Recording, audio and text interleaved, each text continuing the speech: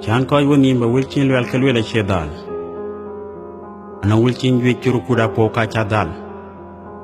Atak wa chiriang pinya cho dal. Wain ka lui ka tik dal. Kedi che nyinya kang.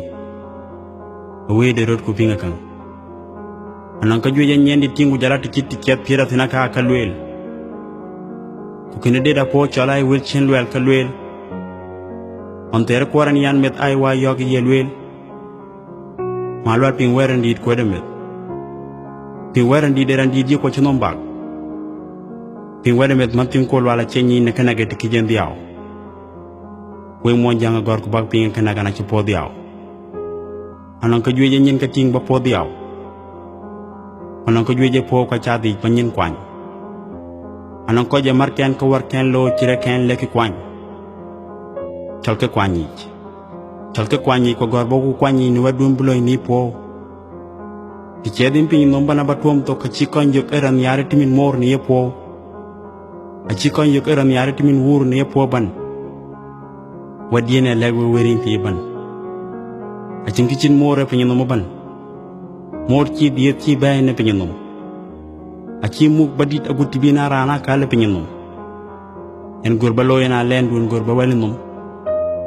A chicken orang kone madi ki di chogin chada balagun nalino. Ting kata ka jwe chi mor loy ni yiki na pa nyal dur ba chi mo. Mor ti nang ti rem yika gori chogo balagun no. We wa mat chogu nyera ka che. Apat ku bang nyi mor ni no. Chaja be ti ba para kwante be ba ti jang utar kan no. Weri nyu ye bi gon no chelan cholen charan di din chinang no. Inki bere nyu ti mine met bi jam no. Ini ci parak pol ini ca parak apra pol ini ci kerin pi ka lo ya ca pol mu ci jabele dia kal julwe keng la jik be pol mu ci nanan ko ci ke won wur ko ñuy ba kwani pol mu ci nanan ko ci wa mut ñay nongi ke yo wa mut lor ke wa mat ka ca be pol mu ci keng la jik pol mu ci ñeru pol mu ci kuñu rot pol wa ca bu yok keng do na ke ci raj bak pol Waba yok jenga kena kerai ni jeng duone ko bak pol. Choja beti bawar kwanta pen beti wachi pol.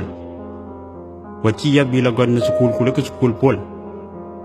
Wen nong mim. Wen mim. Wat chirin cook. Wade rotin kanang cook. Wade rotin kanang real. Wade marken ko warken room ni real. Wade nyira kai ken ko amat ken room ni real. Wachi pol bak. Wade rot but chop ni satu roba pin bak. Joko nyin ba liep nya cebak lokok ala kala tuang ala ka tek ne ko pot kok kuwe wala go dukien we ala ko tek ne karai kok wachin ko poj ni cheng raj wachin ko gup nim piang ni jong raj bin ko wamat ko nyira koy ko bin ko ka tinga karaj bin ko ka jam ni jam raj bin ko ka cheng ni cheng raj e piraj ku pir tiyo ko chira raj e chiri jina li chag raj ako kune lo ka kune takai raj wachin ko